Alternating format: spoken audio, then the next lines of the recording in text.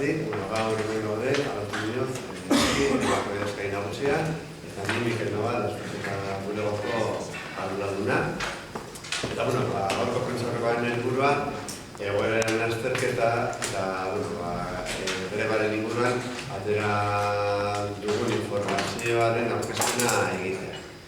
Beraz, nik batez gai komentatuko dut egoeraren azterketa, eta gero txikik grebaren inguruan egingo du komentarioen bat. Datuak hor daude, baina guk azpimarratu nahi dugu egoera larri batean gaudela, eta egoera horrek bere arduradunak dituela.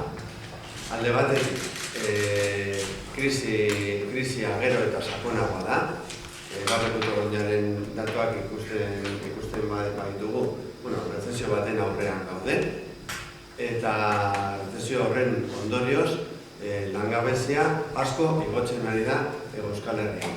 Langabezi tasa, esan dut ez nago berriro gaudela datu, baina langabezi tasa ehuneko 15,4 dago momentu honetan, eta horrek esan nahi du, Europa mailan baino 5 puntu gehiagoko langabezi tasa daukagula.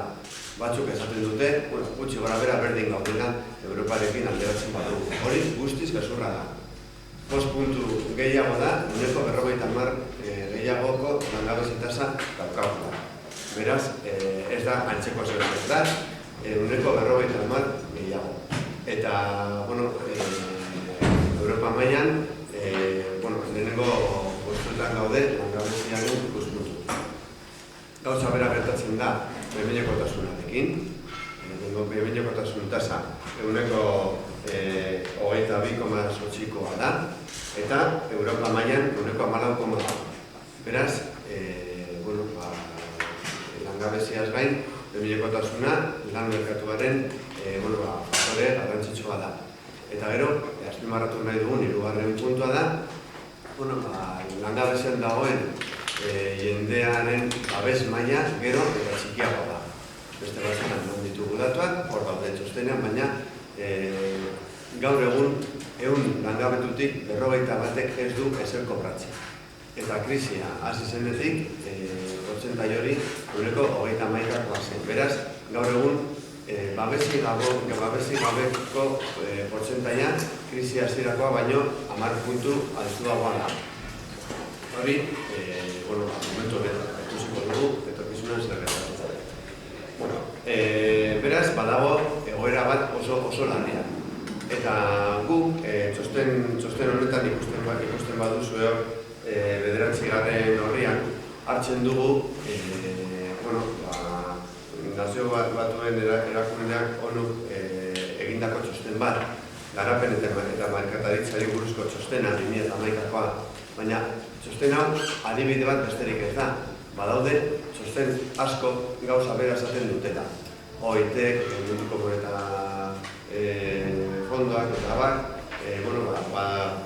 badaude adibide asko gauza berak esaten dutela olako instituzioen aldetik. Eta zer esaten dute instituzio hauek? Instituzio hauek esaten dutena da, eta txosten honen arabera, gauza bera euretzen da, Europako hainbat gobernuk austeritatearen alde hartutako neurriek are gehiago alduko dute hazkundea, bai eta enplegu perspektiba ere. Zer esaten dut da txosten honetan ere? Superaldi ekonomiko haula ikusita eta langabezia tasa altuei erreparatuta, herrialde garatuek bereziki ez lukete garaia baino lehen austeritatea aurrekontuetara eraman behar.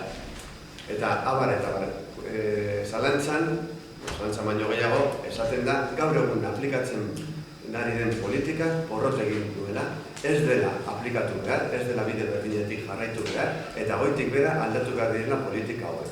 Eta hori ez da guk esaten dugu zozegu, ere esaten dugu oso bera. Txosten honek adierazten du hori, OIT-ek aurreko astan orkestu zuen beste txosten batean gauza bera esaten zen, eta guk horren aurrean esaten duguna da, zergatik ez den politika aldatzen. Eta gure agintariek badakite politika honekin gauza bera gertatuko dela. rezesio gehiago, langabezi gehiago, eta babes sozial gutxiago. Eta guk esaten duguna alternatiba badaudela, eta txosten honetan ere, eta horre atalgortan agertzen dira alternatiba batzuk, eta alternatiba horiek badaudela, eta guk uste dugu alternatiba horiek mahai gainean jartzeko mobilizazioa beharrezkoa dela, eta bide hortan kokatzen dugu guk ditu dugun greba hori. Decía